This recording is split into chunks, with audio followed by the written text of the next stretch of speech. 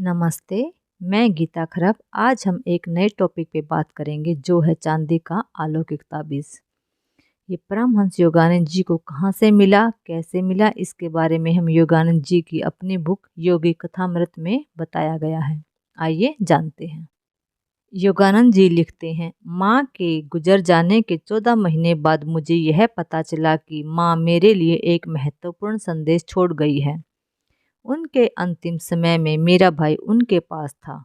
एक दिन मेरे भाई ने मुझे अपने पास बुलाया और कहा, मुझे डर था कि ये सब जानने के बाद तुम घर न छोड़ दो। माँ ने तुम्हारे लिए एक पत्र लिखवाया था और कहा था जब मुझे गुजरे हुए 1 साल हो जाए तो यह पत्र मुकुंद को दे देना। और साथ में एक डिबिया भी दी थी। भाई ने मुझे एक डिबिया दी और माँ का संदेश मुझे सुनाया। माँ ने कहा था, मेरे प्रिय मुकुंद, मेरे ये शब्द तुम्हारे लिए मेरा अंतिम आशीर्वाद है। अब समय आ गया है जब मुझे तुम्हारे जन्म के पश्चात घटी अलौकिक घटनाओं से तुम्हें अवगत करा देना चाहिए। जब तुम मेरी गोद में नन्हे बच्चे थे तभी मुझे तुम्हारे मार्ग का पता चल गया था। तब वे तुम्हें वाराणसी में अपने गुरु के घर ले गई थी। वहाँ शिष्यों की भीड़ में लिहाड़ी महाशय को मुश्किल से देख पा रही थी और मन ही मन प्रार्थना कर रही थी कि गुरु देव को हमारे आने का पता चल जाए ताकि वे तुम्हें आशीर्वाद दें। जब मेरी प्रार्थना पूरी हुई उन्होंने अपनी आंखें खोली, मुझे पास आने का इशारा किया। लिहाड़ी महाशय ने तुम्हें अपनी गोद में लिया और आध्यात्मिक दीक्षा के रूप में तुम्हारे ललाट पर अपना हाथ फेर दिया। छोटी माँ, तुम्हारा पुत्र एक योगी होगा, एक आध्यात्मिक इंजन बनकर वह अनेक आत्माओं को ईश्वर के साम्राज्य में ले जाएगा। यह देखकर मुझे बहुत खुशी हुई। तुम्हारे जन्म के पहले ही लिहाड़ी महाशय ने मुझे बताया था कि तुम उनके ही मार्ग पर चलोगे। बेटा मुकुंद, मेरे जीवन की एक और अद्भुत घटना ने तो मोहर ही लगा दी थी कि तुम योगी ही बनोगे। जब हम लाहौर में रहते थे तब एक दिन सुबह नौकर मेरे कमरे में आया। मालकिन, एक अजीब साधु द्वार पर आया है, कहता है मुझे मुकुंद की माँ से मिलना है। ये सुनकर मेरे भीतर एक जिज्ञासा उत्पन्न हुई। मैं तभी साधु से मिलने बाहर गई। उनके चरणों में प्रणाम करते ही मैं समझ गई कि कोई सिद्ध पुरुष मेरे सामने खड़े हैं।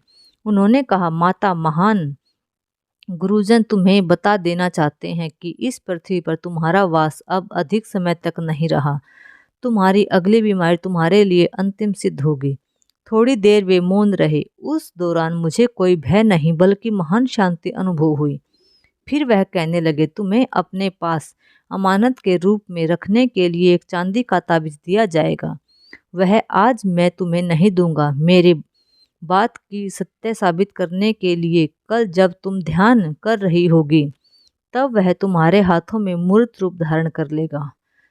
जब तुम्हारी मृत्यु की घड़ी निकट आएगी तब तुम्हें वह ताबीज अपने बेटे अनंत को देकर उसे बताना होगा कि 1 वर्ष तक वह ताबीज अपने पास रखे।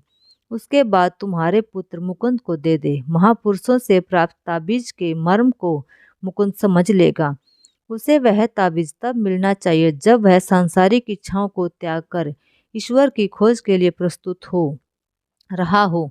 वह ताबीज उसके पास कुछ वर्षों तक रहेगा। उसके बाद वह उसका उद्देश्य पूरा हो जाएगा। तब वह ताबीज अपने आप अदृश्य हो जाएगा।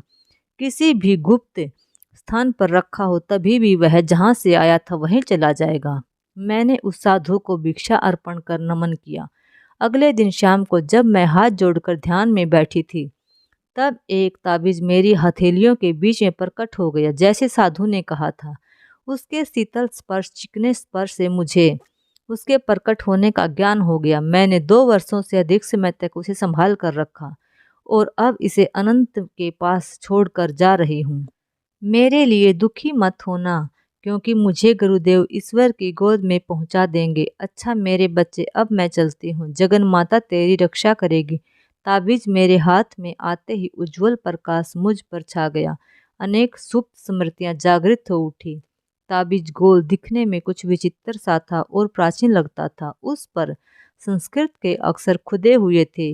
वे मैं समझ गया कि इस जन्म के जीवन पथ पर भी अदृश्य रूप से मेरा मार्गदर्शन करने वाले मेरे पूर्व जन्मों के गुरुओं ने इसे भेजा था।